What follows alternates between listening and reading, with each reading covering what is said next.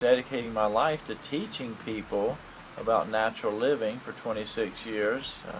Actually, I dedicated my life to it a lot earlier than that, but we've been in operation. Viewers first met Eustace Conway as the rugged traditionalist who lived by his own rules on mountain men, chopping wood, teaching survival, and guarding a vanishing way of life. But beyond the mountain air and quiet strength, concern has been building. Friends hinted, neighbors worried, and recent developments paint a far more fragile picture than fans ever imagined. The man who seemed unbreakable now faces a reality few were prepared to see. So, what exactly happened in the hills? How serious is his condition as the story continues to unfold?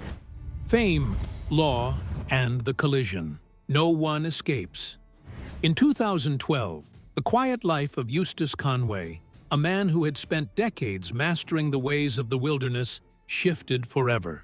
That year, the History Channel unveiled Mountain Men, a television show that would turn Eustace from a little-known mountain teacher into a household name. Suddenly, millions of people were drawn into his world, captivated by a lifestyle that seemed almost impossible in the modern age. They watched as he built shelters by hand, forged tools from raw materials, tanned hides, trained apprentices, and survived entirely without the conveniences most of us take for granted. On screen, he embodied strength, self-discipline, and freedom. To viewers everywhere, he became a living symbol of what had been lost, a bridge to a forgotten way of life where humans relied on skill, courage, and intuition rather than gadgets and laws. But fame is a double-edged sword. It lights up the extraordinary, yes, but it also exposes the flaws, the cracks, and the things you hoped would remain hidden. Suddenly, Eustace's remote mountain preserve, Turtle Island, was no longer a quiet retreat. It was under scrutiny. Questions that had never mattered now came from authorities who had suddenly taken notice. Were his buildings properly permitted? Were they safe? Were they following fire and health regulations? For decades, he had lived unnoticed, free to follow his own rules. Television had shattered that invisibility, leaving him exposed. Inspectors began arriving at Turtle Island, their clipboards full of violations. Neighbors, some curious, some wary, others resentful of the attention he now commanded, began complaining. Advice poured in from friends. Just cooperate. Get the permits. Make some small changes. It's not worth fighting the system. But Eustace refused. To him, compromise felt like surrender. His methods weren't reckless. They were the techniques passed down through generations, proven to work in the harshest conditions. Why should centuries of experience bow to modern bureaucracy? By 2012 and 2013, tensions reached a breaking point. The first public clash came when Eustace was arrested over a trespassing dispute with a neighbor. The charges were later dismissed, but the incident marked the beginning of a very public storm. Soon after, building inspectors descended on Turtle Island, citing over 20 structures as unsafe by modern standards. Because Eustace welcomed paying visitors and hosted students eager to learn survival skills, his private preserve was now treated as a public facility under the law. The consequences were devastating. With the buildings deemed unsafe, Turtle Island had to close its doors. No visitors meant no income. No income meant financial collapse. The man who had survived decades in the wilderness, relying only on his skills, now found himself trapped in a maze of paperwork, courtrooms, and deadlines he could neither run from nor outwit. Public opinion split sharply. Supporters saw Eustace as a heroic figure, a man resisting unnecessary government overreach and defending a way of life that honored tradition and skill. Critics painted him as stubborn, reckless, and dangerously defiant, putting others at risk. The debate raged, attracting attention far beyond the mountains where he lived. Eventually, the battle led to change. A new state law granted primitive camps some exemptions, recognizing that traditional survival methods deserved a place in the modern world. But even this legal victory did not come easily. The process was slow, painful, and came at an enormous cost, both personal and financial. In the end, Eustace had to bend, just enough to keep his dream alive. The story of Eustace Conway is a reminder that living by your own rules, especially when those rules defy the world around you, carries a price. Fame and freedom can coexist, but sometimes they collide.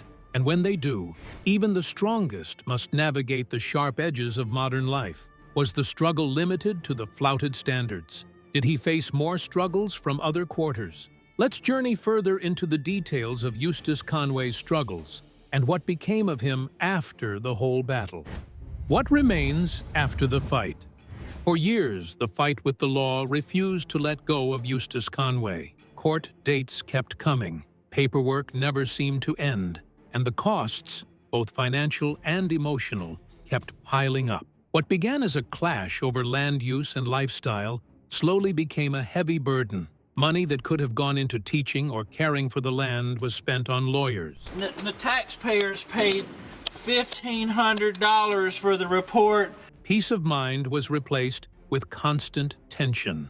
The struggle wore him down in ways the mountains never could. Then, in 2017, life dealt him a far deeper blow. His closest friend and fellow mountain man, Preston Roberts, died after a battle with cancer. The loss cut deep. Preston was not just a friend.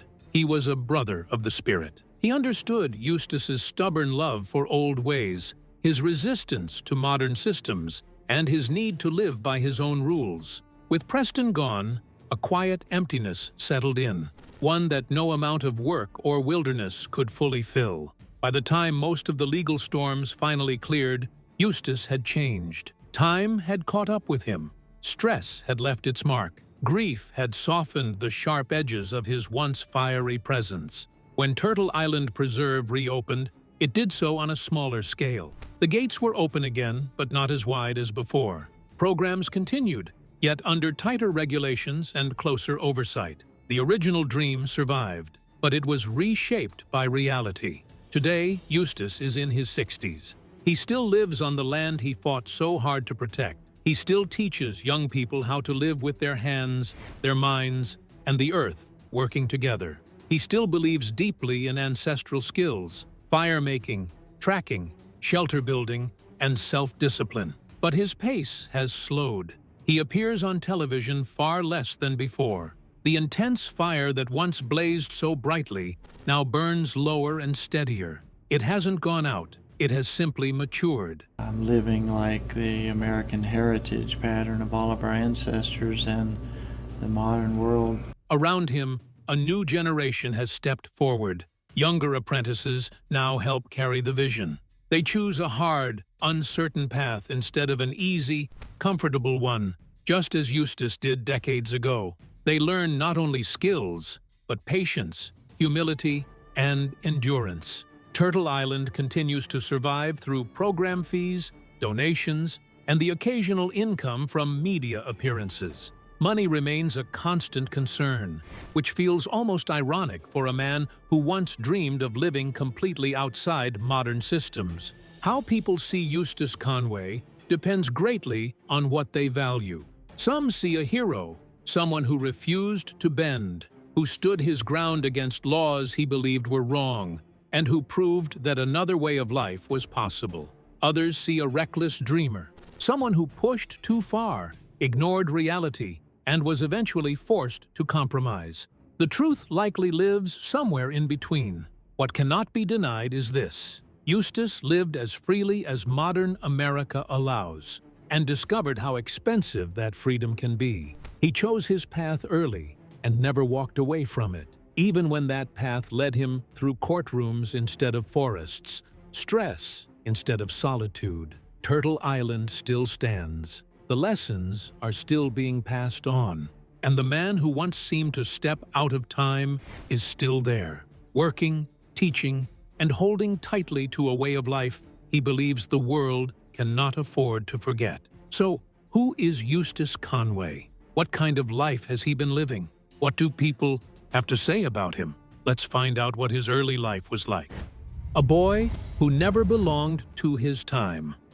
Long before any television cameras ever captured his life, Eustace Conway was already living in a way that unsettled people, not because he was reckless or wild, but because he quietly challenged everything modern society assumes to be normal. His life was a subtle, persistent question. Do we really need all of this? Our gadgets, our routines, our endless rules, to be happy, to be fulfilled?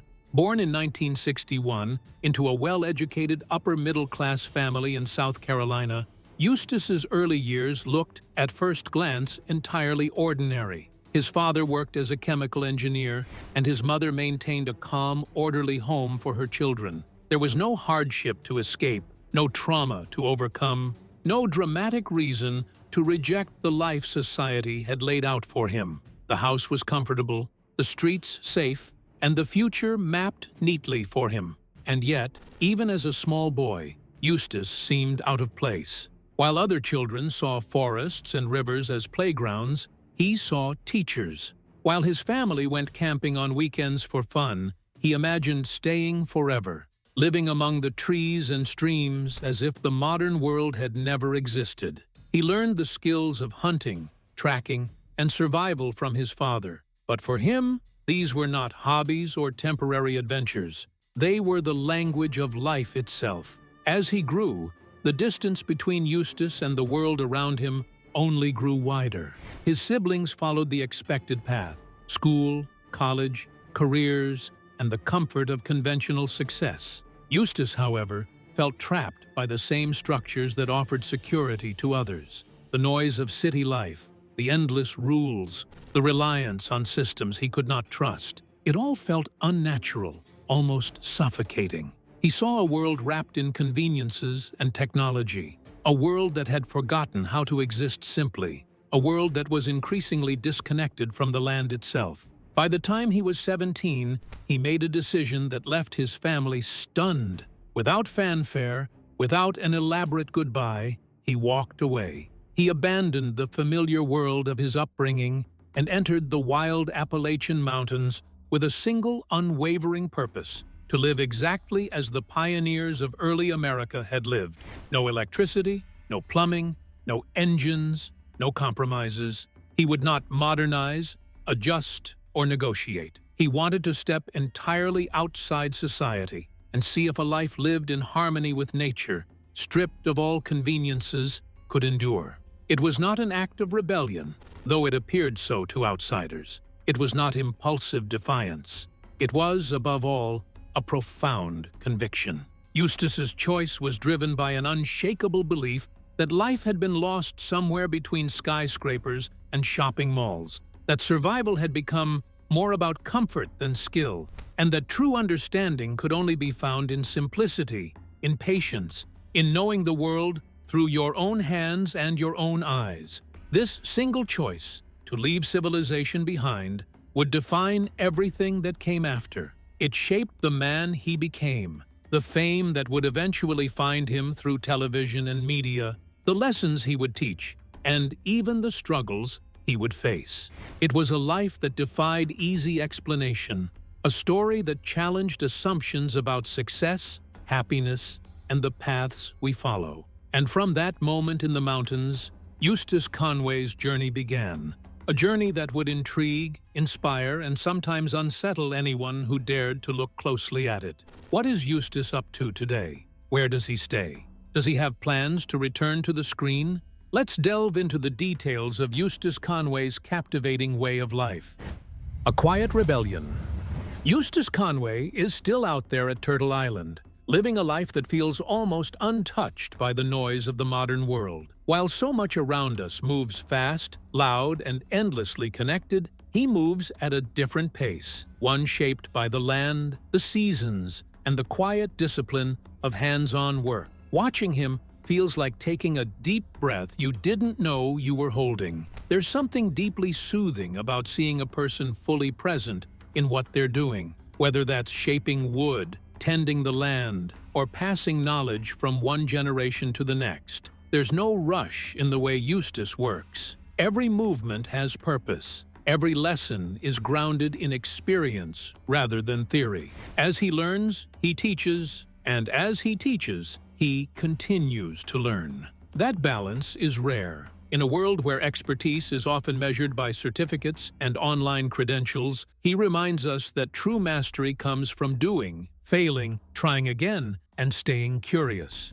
His life isn't just about survival skills, it's about attention, patience, and respect for process. Spending even a few minutes watching him can stir something unexpected inside you. You might suddenly feel the urge to fix something around you, build something small, or sharpen a tool, even if the only thing within reach is a pencil. That impulse isn't really about the object itself. It's about reconnecting with the satisfaction of using your hands, focusing your mind, and seeing a task through from start to finish. Eustace's world gently nudges you to remember that feeling. Part of why his work resonates so deeply is timing. Technology now touches almost every corner of our lives. Screens glow from morning till night. Notifications pull at our attention. Convenience has become king. While these advances bring undeniable benefits, they also leave many people feeling restless, distracted, and strangely empty. Against this backdrop, Eustace Conway feels like a quiet counterpoint, a reminder of a simpler rhythm that many didn't even realize they were missing. He doesn't reject modern life with anger or bitterness. Instead, he calmly flips the script. Where others rely on machines, he relies on skill. Where speed is prized, he values care. Where shortcuts are celebrated, he honors the long way around. That contrast is powerful. It doesn't shout, it whispers. And somehow, that whisper carries further than noise ever could. Viewers are drawn to this authenticity. They see someone who isn't performing a lifestyle for approval, but genuinely living it. There's no sense that he's trying to impress anyone. He's simply doing the work, day after day, because it matters to him. That sincerity is magnetic. It invites reflection rather than comparison, curiosity rather than judgment. More than anything, watching Eustace makes people question their own lives in a gentle, non-threatening way. It asks, when was the last time you slowed down? When did you last learn something with your hands? What skills have you forgotten because life became too busy? These questions don't come wrapped in guilt. They arrive quietly, like an invitation. In the end, Eustace Conway isn't just living a dream on Turtle Island. He's holding up a mirror to a world that's moving too fast and reminding it of another way to live, one rooted in learning, teaching, and meaningful work. That's why people keep watching, not because they want to escape their lives, but because, through him, they remember how to feel grounded in them again. But how did Eustace Conway become famous from his roots? What sold him to the world? Is he truly made for the harsh environment? Let's dive into the details of Eustace Conway's path to fame.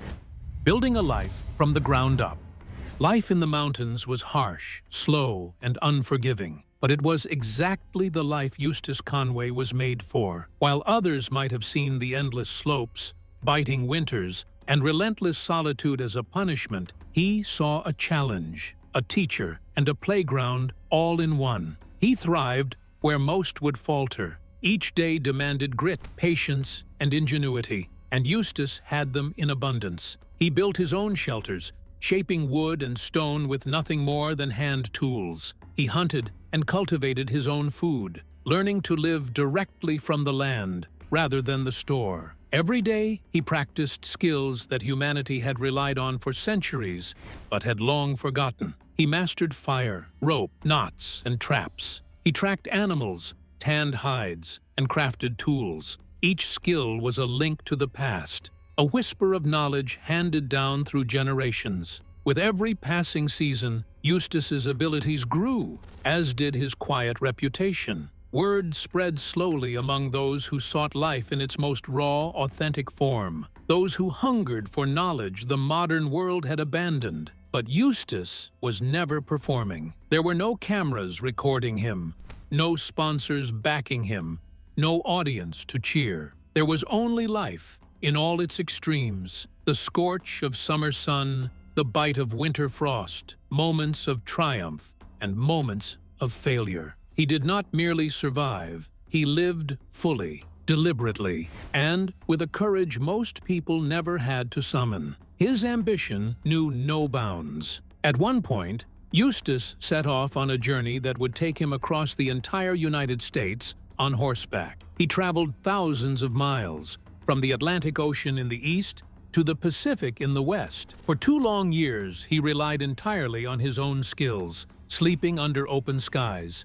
trusting in what he knew, and asking for help only when absolutely necessary. This was not vacation or adventure tourism. This was endurance in its purest form, a test of the body, mind, and spirit against the vastness of the land itself. In 1987, Eustace discovered a place that would become the heart of his life's work, nearly 1,000 acres of mountain land in North Carolina. He called it Turtle Island Preserve, but it was more than a piece of property. It was a vision given shape in the wilderness. Here, Eustace created a living classroom. He opened a place where people could come and learn blacksmithing, hide tanning, animal tracking, shelter building, and countless other skills handed down through the ages. Schools brought students. Adults, weary of the fast pace and endless noise of modern life, came in search of purpose. People found grounding in the feel of dirt beneath their hands, the heat of a fire on their skin,